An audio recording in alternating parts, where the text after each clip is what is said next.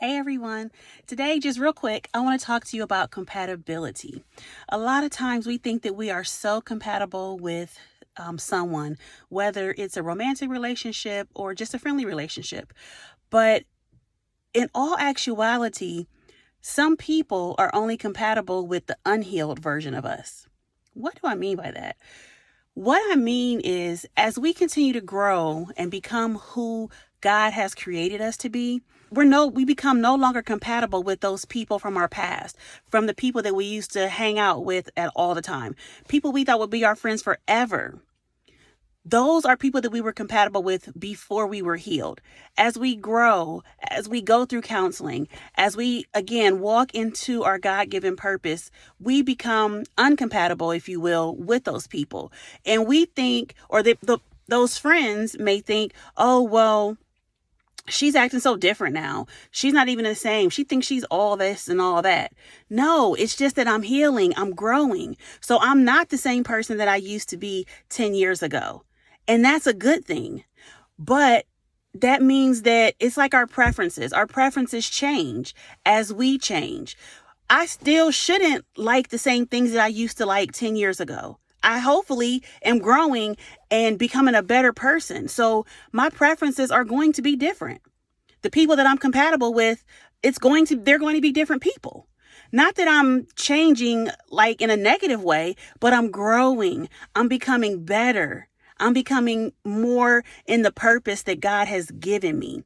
So we have to be careful with that, because we try to hold on to those friends, to those significant others that we were compatible with back when we were in a hurt place, in a torn down place. But as God grows us, as God makes us better, we're not going to be able to see eye to eye with those people anymore. And you might not be able to figure out, we argue all the time. It's because you're growing, you're healing, you're no longer compatible with them. That's why there's always the drama.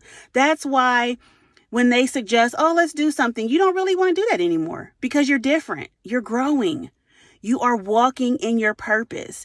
So don't get caught up. Don't get hung up on the fact that people might think that you're different now, or they might think that you think that you're better than them. It's not that. It's that I'm growing. I'm sorry. I'm growing, and I'm okay with that, because I know that that's going to make me a better person for myself, for God, for my family, for whoever I'm involved with. And if someone is not able to accept you in your new self, in your growth, then they're probably not for you.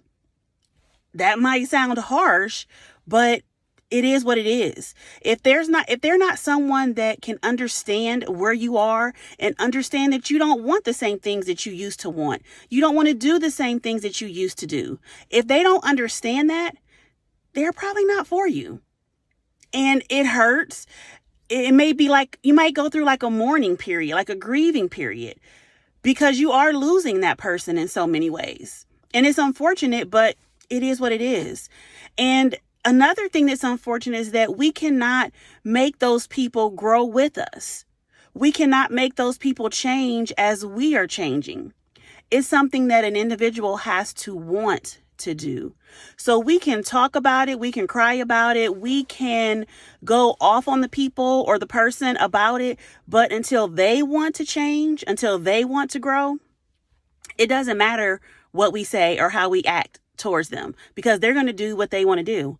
Just like you should continue to do whatever you feel like is best for you. Don't be held back. Don't get caught up trying to make someone be something or someone that they're not. The only person that you can control is you. That's it. No matter what you do, you can wish, hope, pray, but again, the only person that you can control is you. Understand that. There's nothing that you can do. You cannot buy the person enough stuff to make them change. You cannot give them enough attention to make them change. You cannot change your hair so many times, and they still are not going to change if they don't want to. You can change the way you dress, the way you talk. But until that person wants to change, there is absolutely nothing that you can do. And as women, so many times we get caught up thinking that, oh, well, if I just do this a little bit better, or if I just do this a little bit less, it'll make him change. And it won't. Oh my gosh, it will not. And in the meantime, we're running around in circles, driving ourselves crazy, and that person is doing the same thing that they've always done. And they're not going to stop until they want to, until they have an experience with God that says to them, you know what? I probably need to make some changes in my life so that I can grow, so that I can become a better man for this woman. But it's tough because when you love someone, you want to do whatever you can do to help that person. But there's nothing that we can do as human beings to change or to control someone else. We have to just pray about it and take our hands off of it. Let God do his thing, because again, you will drive yourself crazy and that person's going to still be who they are, doing what they normally do. So again, just remember that some people are only compatible with us in our unhealed state. In our healed state, those same people are not going to be compatible with us. And we have to get over that and understand it.